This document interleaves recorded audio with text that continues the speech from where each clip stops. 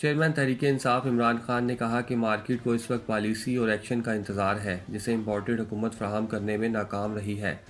سابق وزیر اعظم عمران خان کا کہنا ہے کہ مارکیٹ کو اس وقت پالیسی اور ایکشن کا انتظار ہے جسے امپورٹڈ حکومت فراہم کرنے میں ناکام ہو گئی ہے۔ میں اور شوکت ترین دونوں نے نیوٹرلز کو خبردار کیا تھا کہ اگر یہ سازش کامیاب ہوئی تو ہماری کمزور معاشی بحالی دم توڑ جائے گی، اور اب سب کچھ یہی ہوا۔ روپے کی قیمت تاریخ کی کم ترین سطح پر پہنچ گئی ہے، ڈالر 193 کا ہو گیا ہے، اسٹاک مارکیٹ 3000 پوائنٹس تک جا پہنچی ہے، مہنگائی 13.4% کی بلند ترین سطح پر پہنچ گئی ہے۔ دوسری جانب پاکستان تحریک انصاف کے رہنما اور سابق وفاقی وزیر اطلاعات فواد چودھری کا کہنا ہے کہ پوری نام نہاد حکومت لندن میں بیٹھی ہے۔ سابق وفاقی وزیر اطلاعات فواد چودھری نے سماجی رابطے کی ویب سائٹ ٹویٹر پر لکھا کہ پوری نام نہاد حکومت لندن میں بیٹھی ہے اور یہاں روپیہ 193 روپے فی ڈالر پر چلا گیا ہے۔ انہوں نے کہا کہ ملک میں کوئی حکومت نہیں، پنجاب میں پانی میسر نہیں، حریف کی فصلیں تباہ ہو رہی ہیں، یہ مذاق بند کریں، عبوری حکومت بنائیں اور انتخابات کرائیں۔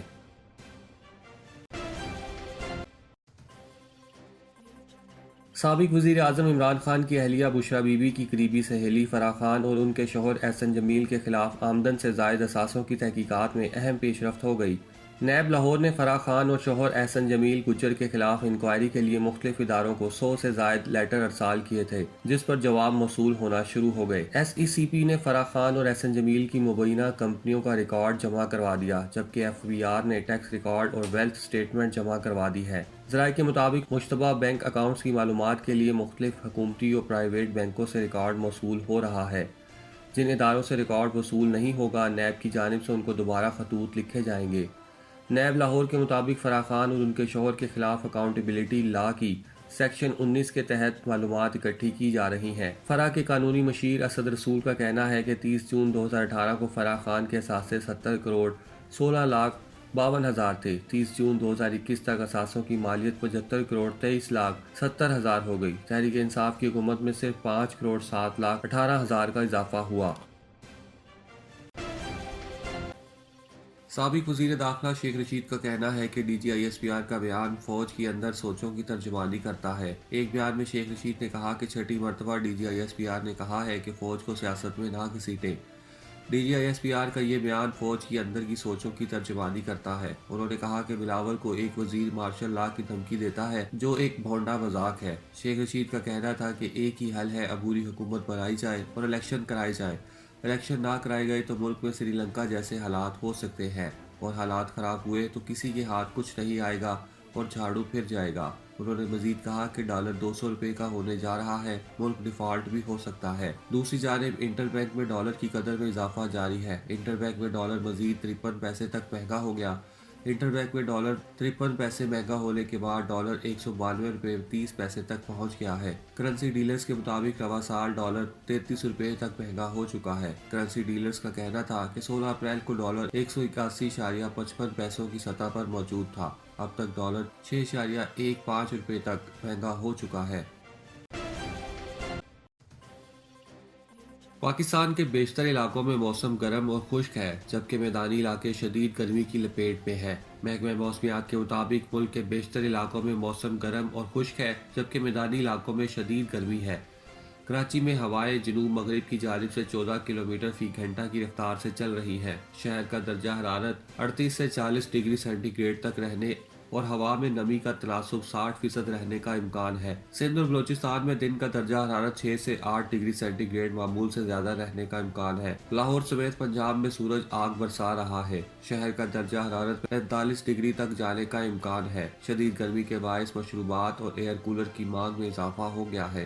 محکمہ موسمیات کا کہنا ہے کہ خشک موسم کی وجہ سے درجہ حرارت میں اضافہ ہو رہا ہے۔ آئندہ 2 روز تک لاہور سمیت پنجاب بھر میں موسم خشک اور گرم رہے گا۔ عوام گرمی کی لہر سے بچنے کے لیے احتیاطی تدابیر اختیار کریں۔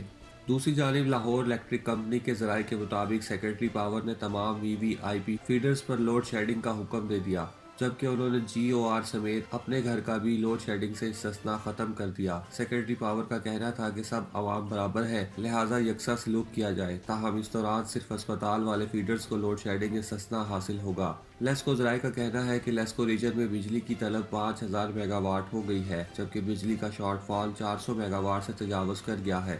لیسکو کو 4600 میگا واٹ بجلی کا کوٹا فراہم کیا جا رہا ہے۔ गुजरांवाला में कोट लद्दा के करीब ट्रैफिक हादसे में 12 अफराद जाम बहक और 10 जख्मी हो गए। रेस्क्यू हुकाम के मुताबिक कोट लद्दा के करीब एक ड्राइवर गाड़ी सड़क पर खड़ी करके सो गया कि इसी इसना में पीछे से आने वाली 2 मुसाफिर वैन गाड़ी से टकरा गई। हुकाम के मुताबिक हादसे के वक्त मुसाफिर वैन में 28 अफराद सवार थे, जिनमें से 12 अफराद जाम बहक और 10 जख्मी हो गए। गाड़ियों में फंसे जख्मियों को निकाल कर अस्पताल मुंतकिल कर दिया गया है। दूसरी जानिब पुलिस हुकाम का कहना है कि गाड़ी वन वे पर गलत सिमत से आ रही थी कि सामने से आने वाली तेज रफ्तार 2 वैन्स गाड़ी से टकरा गई। पुलिस हुकाम के मुताबिक जाँ बहक अफराद गुजरांवाला के इलाके आलम चौक के रिहायशी थे और सरगोदा में उर्स में शिरकत के बाद वापस घरों को जा रहे थे। पुलिस का बताना है कि जाँ बहक अफराद में 6 खवातीन और 1 बच्ची भी शामिल है, जबकि एक वैन का ड्राइवर भी जाँ बहक अफराद में शामिल है।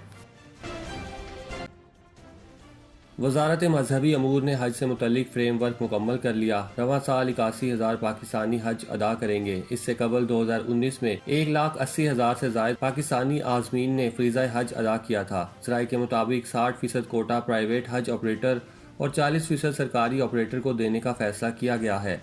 सरकारी हज की फीस 9,45,000 जबकि प्राइवेट हज की फीस 12 लाख रुपए तक रखने की सिफारिश की गई है। एयरलाइन का किराया 1,80,000 रुपए से 2 लाख रुपए तक मुकर्रर किए जाने का इम्कान है।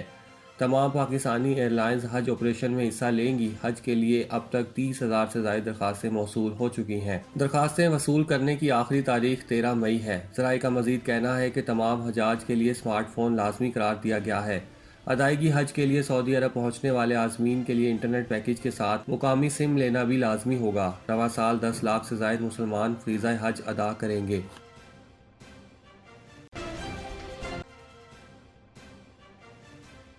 मुत्तहिदा अरब अमारात के सदर और अबू धाबी के हुक्मरान शेख खलीफा बिन जैद अल नहयान इंतकाल कर गए। सदारती उमूर की वजारत ने शेख खलीफा बिन जैद अल नहयान के इंतकाल की तस्दीक की और मुत्तहिदा अरब अमारात, अरब और इस्लामी कौम और दुनिया के लोगों से ताज़ियत का इजहार किया। शेख खलीफा बिन जैद अल नहयान 3 नवंबर 2004 से मुत्तहिदा अरब अमारात के सदर और अबू धाबी के हुक्मरान के तौर पर फ़राइज़ अंजाम दे रहे थे।